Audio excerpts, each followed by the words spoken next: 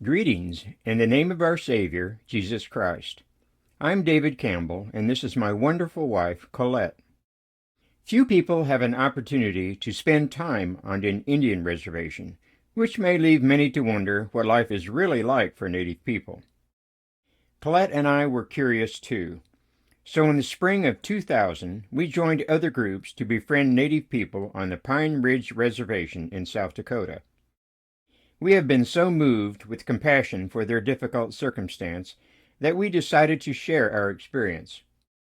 We have also included a few scriptures that remind members of the restoration of our responsibility for these covenant people. This three-part video draws attention to all Indian nations and specific conditions on the Pine Ridge Reservation. We hope you are inspired by this presentation and moved to support this vital work. God declared, "This is my work and my glory, to bring to pass the immortality and eternal life of man." God made an eternal covenant with faithful Abraham because of his fervent obedience. It was through people of the covenant that God began to reveal his miraculous power to the world. However, God has promised an even greater display of divine power will be revealed in the latter days. "Therefore, behold, the days come, saith the Lord, that they shall no more say, The Lord liveth, which brought up the children of Israel out of the land of Egypt. But the Lord liveth, which brought up and which led the seed of the house of Israel out of the north country, and from all countries whither I had driven them, and they shall dwell in their own land." Isaiah speaks of marvelous latter-day events that will astonish world leaders.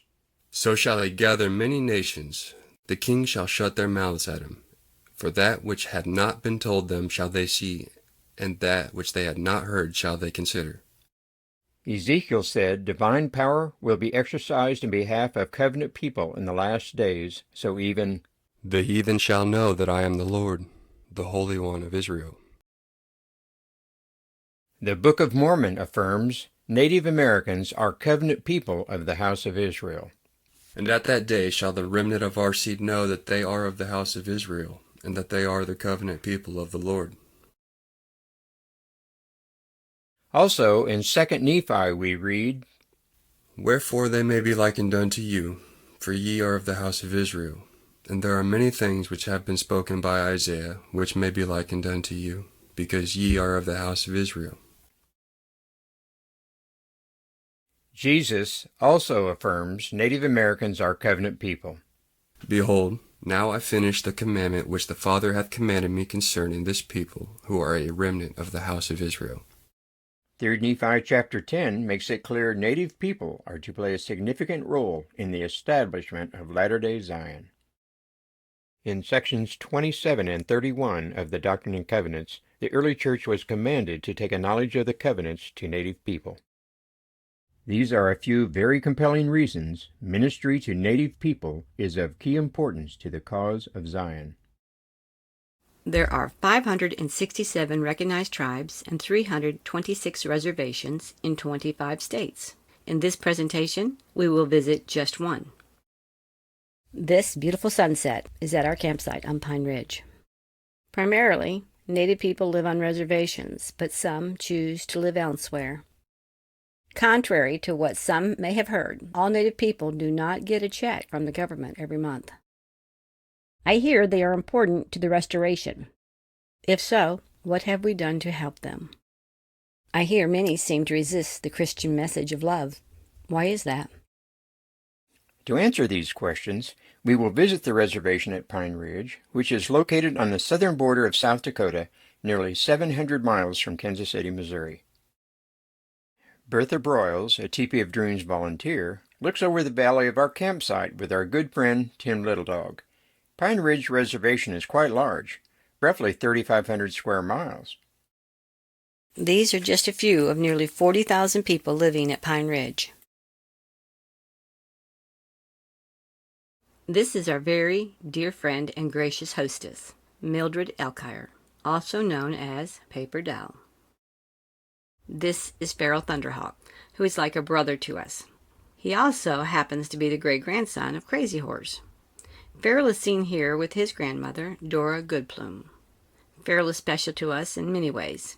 He was shown in a dream before we arrived on our second visit that David was someone he could trust.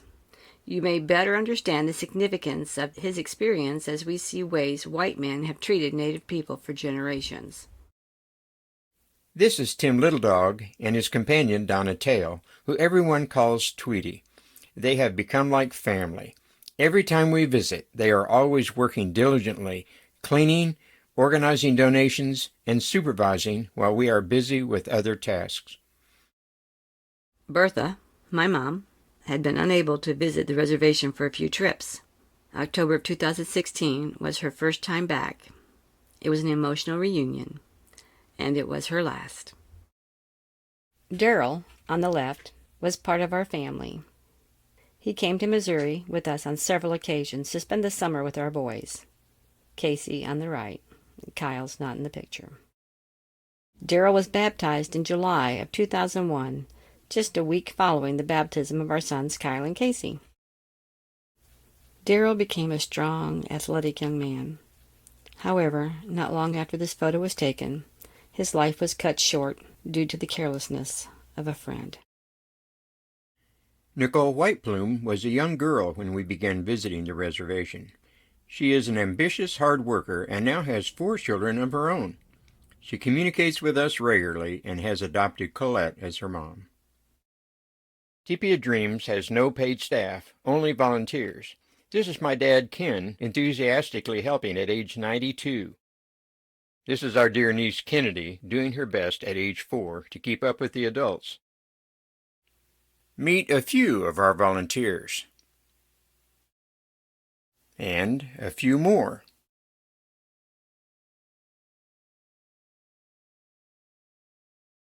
We were deeply impressed with Celeste Brings. Despite having suffered a life of abuse and living in the shadow of the Wounded Knee Massacre, she carried a sweet and mild spirit with no guile or resentment.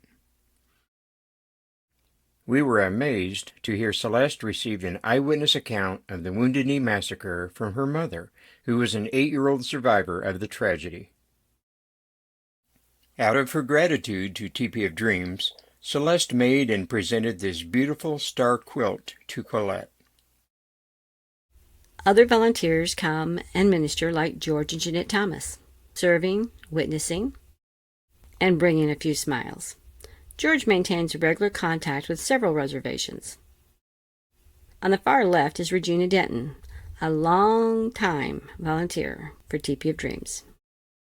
The children love to see us coming. The activity we bring is a memorable highlight in a rather bleak existence. Colette is super good with the children, sharing thoughts and special moments with them. She is usually surrounded by kids who are hungry for her attention. During our visits, we make a point to celebrate everyone's birthday. Everyone deserves to have a birthday cake, and sometimes more than one. We try to make the kids feel special, just as we do for our children at home. One time, we forgot to bring candles for the cake. Notice they are enthusiastically blowing out imaginary candles. This is our dear friend Robbie Tail. One evening, to show his gratitude, he put on his regalia and held a mini powwow just for us. These are Robbie's 3 beautiful daughters that we have watched grow from infants to young adults. Colette first enjoyed getting acquainted with Maya in 2001. Maya and the other kids always enjoyed Casey's company and considered him a big brother. Typical Maya, filled with enthusiasm and excitement. Maya, an exceptional student and cherished friend. It was a great shock for all of us when we received news she had taken her life, a tragedy seen way too often on the res. The situation among many Native people offers very little hope. The despair we see among them tends to affirm the words of Proverbs 29, verse 18, which says, "Where there is no vision, the people perish." News of our visits can extend all over the res through the native voice of Keeley Radio, inviting everyone to come for dinner, which is followed by a giveaway. At times like this, we need all our volunteers, both from home and the res. A few of you are probably already familiar with some people from Pine Ridge. This is Russell Means, who starred in the movie, one of my favorites, Last of the Mohicans. Russell Means was a strong activist for Native American issues. Toward the end of his life, he said, "My hope is that you all will continue to dedicate yourselves to the work to which I have tried to dedicate my life, liberation and freedom for my Dakota people, for all indigenous people, and in fact, for all peoples." You may also have enjoyed the movie Dances with Wolves. Percy Whiteplume, a half-brother of Paper Doll, our hostess, was the one who picked up Kevin Costner's hat off the prairie and didn't want to give it back. Pine Ridge Reservation is known for its extreme poverty and terrible living conditions. For these reasons, many high-profile figures have shown their concern, such as Bobby Kennedy, Bernie Sanders, Woody Harrelson, and Diane Sawyer, who has reported on the courage of young children who struggle to succeed despite being surrounded by poverty and alcoholism. However, the problems remain. Why does it seem like nothing changes? It's because they have been smitten. And I beheld the wrath of God, that it was upon the seed of my brethren, and they were scattered before the Gentiles, and were smitten. Behold, I say, if the day shall come that they will reject the Holy One of Israel, judgments shall rest upon them, and he will cause them to be scattered and smitten. And I, Nephi, beheld that the Gentiles who had gone forth out of captivity did humble themselves before the Lord, and the power of the Lord was with them. For a variety of reasons, many at Pine Ridge are depressed. It's my personal observation that life is so miserable, their grief seems to diminish their fear of death. We often hear of careless behavior on the res that ends in tragedy. Many precious lives are lost. Accidental deaths are approximately double the U.S. national average. Life can feel so hopeless at times. Possessions seem to mean little to them. What they have, they hold loosely. Visitors to the res often feel uncomfortable among the people we have smitten. The term Wasichu is a Lakota name for white man. We have learned the word has taken on a second meaning, the one who takes the best part of the meat, or greedy. The Wasichu have taken the best part of what was once their land. We have gained while they have lost. The Lakota are only one of 30 bands or tribes that make up the Sioux Nation. The Lakota and many others were moved off their land to prisoner of war camps that now we call reservations. Pine Ridge was known as Prisoner of War Camp number 344. Families struggled daily just for the basic needs to survive. Ongoing government abuse adds even more frustration to their burden. When hope is crushed, motivation is destroyed. For many at Pine Ridge, every white man is not only a symbol of their pain, but he also represents the death of husbands, wives, and children. White people come to teach the Christian message of love, mercy, and compassion. However, a lesson about love, mercy, and compassion from a white person collides with the experience of Native people and appears profoundly hypocritical to them. Yet we have found them very forgiving. They welcome new friendships from those who show genuine kindness over time to create an environment of trust. Some people come to the res one time and never come again. It can be depressing. Visitors often see hopelessness everywhere they look. Some Wasichu experience a hostile attitude from a few Native people. A few visitors may be offended because they feel the Lakota did not show enough gratitude for the second-hand, broken, or worn-out gifts they brought to them. The Lakota have very sound reasons for their distrust. For us to appreciate the deep and profound effects on their lives and culture, it's necessary for us to see how they have been forced into these oppressive conditions. In the mid-1800s, the United States continued to expand westward and encroach upon native lands. In 1868, the U.S. government signed a landmark treaty with the Sioux agreeing to peace and giving them permanent access to a large section of land, as outlined on this map. Sioux territory covered half of Nebraska and South Dakota, plus significant portions of North Dakota, Montana, Wyoming, Colorado, and even a small portion of Kansas. Over time, choice areas of Lakota land have been carved away, leaving only the isolated tracts shown on this South Dakota map. The Badlands of South Dakota are typical of the arid terrain that remains for them to live on. Many Americans are not aware of the long history of betrayal our elected government has used to oppress and destroy Native people. I assure you, the Lakota have good reasons for being angry and feeling a sense of gut-wrenching injustice, which we all should. We will pick up their story with the establishment of the Bureau of Indian Affairs, or BIA. It was organized in 1824 as part of the War Department, which conveyed an early tone of aggression when dealing with Native Americans. In 1851, the first Treaty of Fort Laramie was signed. The agreement clearly marked land boundaries.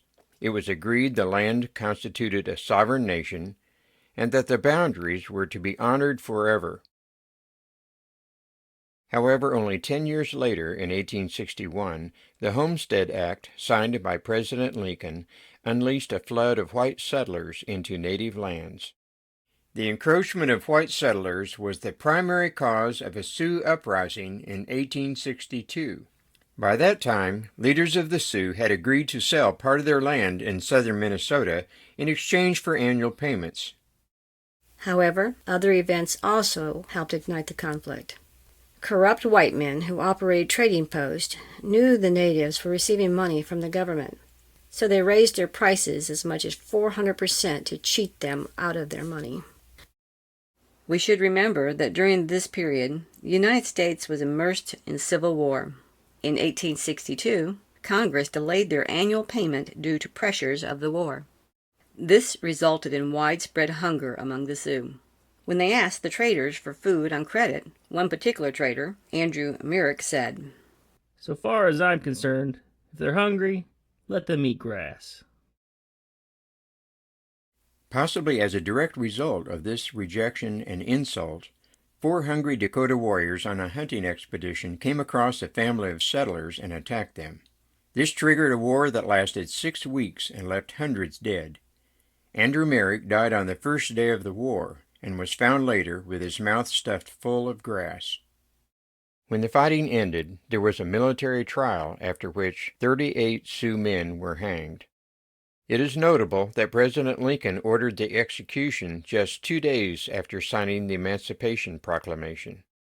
It was the largest mass execution in U.S. history.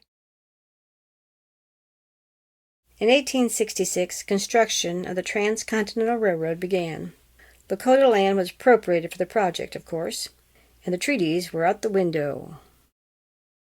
The Battle of the 100 Slain occurred that same year, when Lakota Chief Red Cloud attacked and soundly defeated the U.S. Army, twice. The defeat of our military by the Lakota led to the Second Fort Laramie Treaty being signed in 1868. Once again, the treaty guaranteed Sioux Nation's sovereignty and ownerships of the Black Hills. The Sioux were promised land and hunting rights in surrounding states. The Second Fort Laramie Treaty also promised the Powder River country would be forever closed to whites.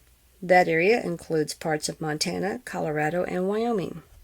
In summary, the Second Fort Laramie Treaty was a complete victory for Red Cloud and the Sioux. It is also interesting to note that the Battle of the 100 Slain is the only military action in American history in which the U.S. government conceded to every demand following the conflict. 1 year later, the construction of the Transcontinental Railroad was completed. However, the railroad had a devastating effect on the Sioux because railroad sharpshooters began a mass killing of the buffalo. Notice this photo shows a man standing on top of the huge mound of buffalo skulls. The killing of the buffalo destroyed the main source of food, clothing, and shelter for the Sioux and resulted in native genocide. In just 13 years, from 1868 to 1881, the state of Kansas alone paid out bounty on more than 31 million buffalo carcasses. The Indian Appropriation Act of 1871 made all Native people wards of the federal government. For some reason, the military issued orders forbidding Western Native Americans from leaving the reservation. This essentially meant all Western Native people had become prisoners of war. In 1871, the government decided to stop making treaties because treaties allowed tribes to exist as sovereign nations, and treaties hindered the plans of the federal government. In 1874, General George Custer announced the discovery of gold in Dakota Territory, specifically the Black Hills. I should mention the Black Hills are sacred to Native people. Knowing this, we can better understand why having the faces of our presidents carved into Mount Rushmore offends them. The news of gold produced another massive influx of white settlers onto Dakota land. Because of the flood of gold seekers, Custer recommended the government find a way to end the treaty with Dakota as soon as possible. In 1875, war with Dakota began over violation of the Fort Laramie Treaty. This led to a famous battle a year later. On July 26, 1876, during an attack on a Dakota village, George Custer's 7th Cavalry was crushed at the Battle of Little Bighorn. In 1877, the great warrior and chief Crazy Horse, who had been part of the force that destroyed the 7th Cavalry a year earlier, surrendered at Fort Robinson. During a scuffle, a soldier bayoneted Crazy Horse in the back after he resisted confinement in a guardhouse. This resulted in his death. In 1877, the U.S. government found a way to get around the Fort Laramie Treaty.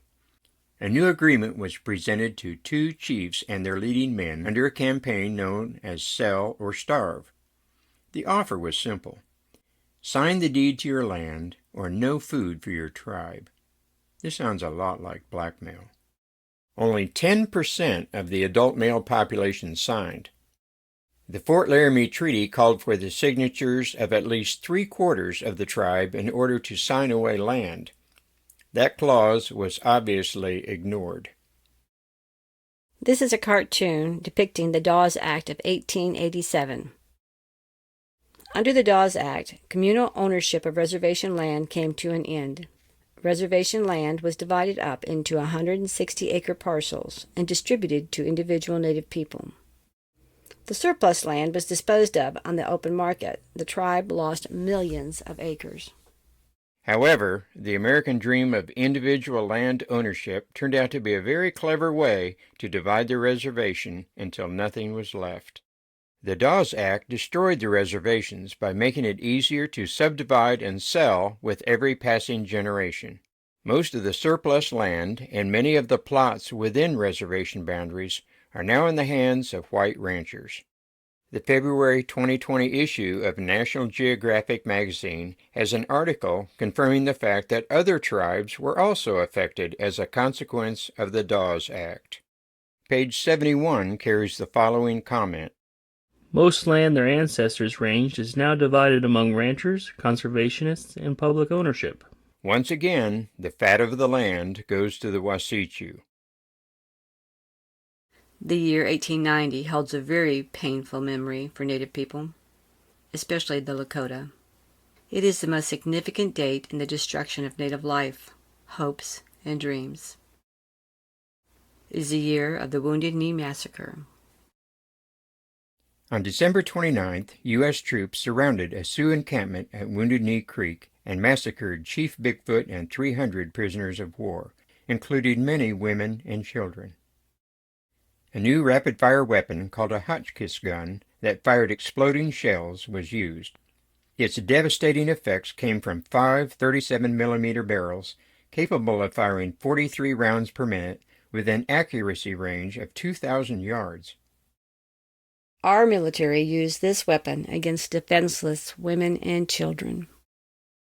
In this photo, we can see the military forces surrounding the Dakota at Wounded Knee Creek. The new ghost dance had raised the spiritual fervor of many tribes, including the Dakota, and made the military nervous. Sitting Bull was an inspirational leader among the Dakota. Fearing he would inspire the people to fight, the military ordered his arrest. On December 15th, during an aggressive early morning arrest at Sitting Bull's log cabin, shots were fired and he was killed. The death of Sitting Bull created alarm and fear. Hearing the news, Dakota Chief Bigfoot began leading his group of 356 men, women, and children toward the Pine Ridge Agency. Along the way, Chief Bigfoot and his people encountered the 7th Cavalry and gave unconditional surrender. They were escorted to Wounded Knee Creek, where they camped the evening of December 28th, just 20 miles from the Pine Ridge Agency. Both sides remained nervous. The military decided to set up a battery of Hotchkiss guns around the camp. Somehow, during an effort to disarm the warriors, a shot was fired and disaster followed. After all resistance had ceased and nearly all the warriors were dead, women and children were shot down as they fled. Within minutes, hundreds were dead, including 60 soldiers. As you can see, the teepees were even torn down by the shells, leaving only the poles. 3 days later, following a blizzard, their frozen bodies were recovered. For this so-called battle, 20 Congressional Medals of Honor for Valor were given to the 7th Cavalry. To this day, this tragic event has been recognized with the most Medals of Honor ever awarded for a single battle. It seems strange that more Medals of Honor were given for the indiscriminate slaughter of men, women, and children than for any battle in World War I, World War II, Korea, Vietnam, Iraq, or Afghanistan. These are the frozen remains of Chief Bigfoot, whose Indian name was Spotted Elk. His people considered him a great man of peace and diplomacy.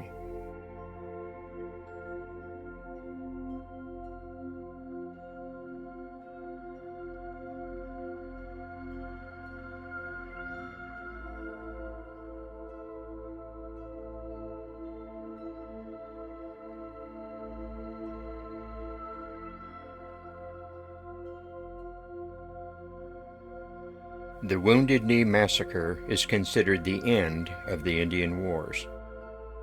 The bodies were buried in a mass grave where the Hotchkiss guns had stood.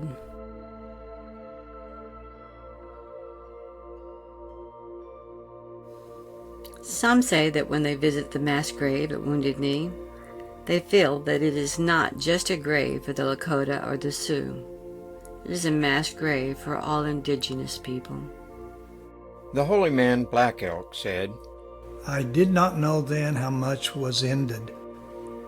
When I look back now from this high hill of my old age, I can still see the butchered women and children, lying in heaps and scattered all along the crooked gulch, as plain as when I saw them with eyes still young. And I can see that something else died there in the bloody mud and was buried in the blizzard. A people's dream died there, and it was a beautiful dream."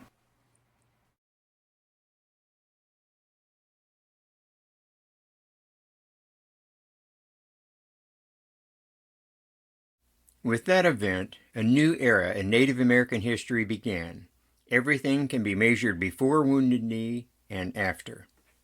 It was in that moment, with the finger on the trigger of the Hotchkiss guns, that the U.S. government openly declared its position on Native rights.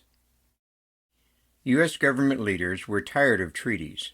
They were tired of sacred hills. They were tired of the ghost dance. They were tired of all the inconveniences of the Sioux, so they brought out the cannons. In essence, the government was saying, "You want to be an Indian now?" while they held their finger on the trigger. In 1900, the native population in the U.S. dwindled to less than 250,000, as compared to an estimated 8 million in 1492. The genocide of native people in the United States compares in scale to that of Jews in Nazi Germany.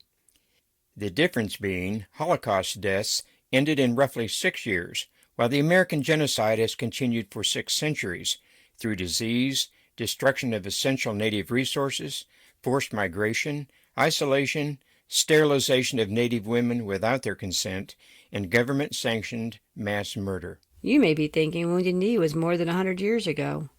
The abuse has ended. It's time to forgive and forget. The truth is, attitudes have not changed, but we only have space for a few highlights of the abuse that continues. There were 2 types of genocide in the late 1800s. We saw one type at Wounded Knee. The other type was only slightly more subtle. Realizing there were fewer places left to create new reservations, the government came up with a new plan. They decided to remove Native Americans by assimilating them.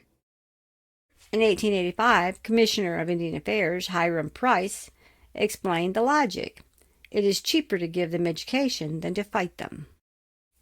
The concept was to kill the Indian, save the man. A deliberate effort was made to erase native culture, masquerading cultural genocide as education. Native children were removed from homes by force and placed in 150 boarding schools across the country. Federal rules for boarding schools prohibited Native children from using their own name, language, or practicing their religion or culture.